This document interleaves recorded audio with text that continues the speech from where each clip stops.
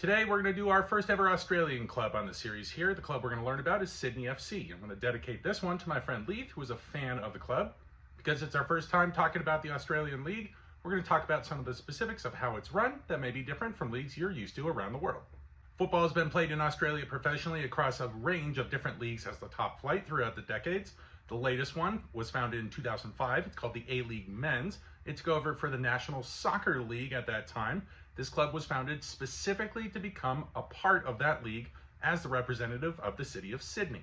What we're looking at here is the 2009-2010 home kit for the club that's nicknamed the Sky Blues. They take Sky Blue, their home colors, from the state that they're located in, that being New South Wales.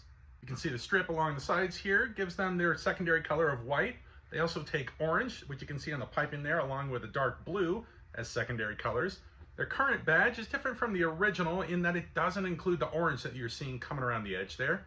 Here it is right here. It takes a focus onto the Sydney Opera House. This badge was actually made and submitted by a member of their supporters group, showing a good connection between the club and their fans. Actually, a little history sidebar here. The star at the bottom of their badge is a Commonwealth star. It's got 7 points. It's used for the 6 original states of Australia and a 7th for any future states or territories. If you're ever confused about the similarities in the Australian and the New Zealand flag, just know that Commonwealth stars are used here, and they're not used here. These ones are always red, these are always white, and there's a 5th one within the Southern Cross that doesn't exist here. Let's talk trophies. This club has won the championship in the A-League 5 different times and have been premiers 4 times. We're going to talk about the difference between the 2 of those just a little bit. They've also won the Australian Cup 2 times, and when they were a part of the Oceania Federation, they're now part of the Asian one, they won the 2005 Oceanic Champions League. Let's talk rivals because the club has 2 key ones, the first and the bigger one being what's called the Big Blue, and that is with Melbourne Victory. Big Blue, the name for the derby, comes from the fact that both clubs play in blue, as well as their states, New South Wales and Victoria, both have a primary color of blue. And with an Australian English, there is slang for the word blue that kind of means fight or brawl. I classify this as Australia's biggest derby match because it's between the 2 biggest clubs in the country's 2 biggest cities. Second rivalry is their local rivalry. The Sydney Derby is played between them and West Sydney Wanderers. That one only started in 2012, seeing as before that, they were the only club within the city. Sydney FC was the founding one, with the league starting up with a policy of 1 city, 1 team.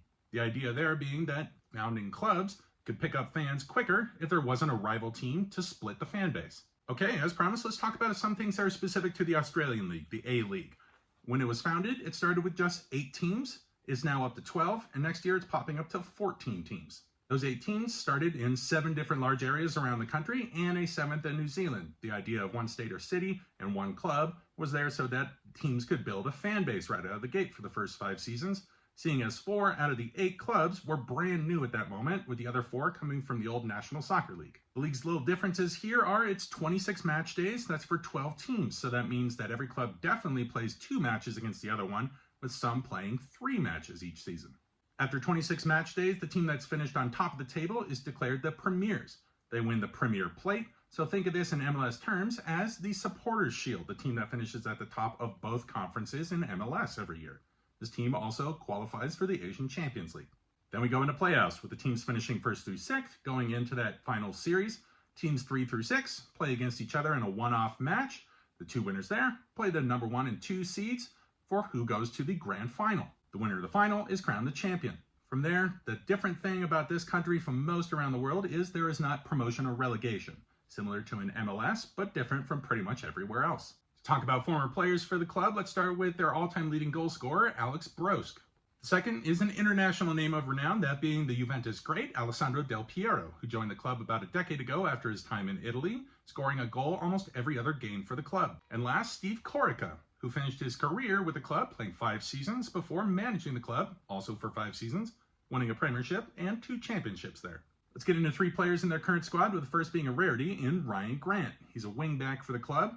He's a rarity because he's played only for Sydney FC. That's something that's not very common within Australian football, to play for just 1 club. Second is their goalkeeper, Andrew Redmayne, who has a little bit of renown from this last World Cup qualifying section. And finally, a former Manchester City and Sunderland player in Jack Rodwell.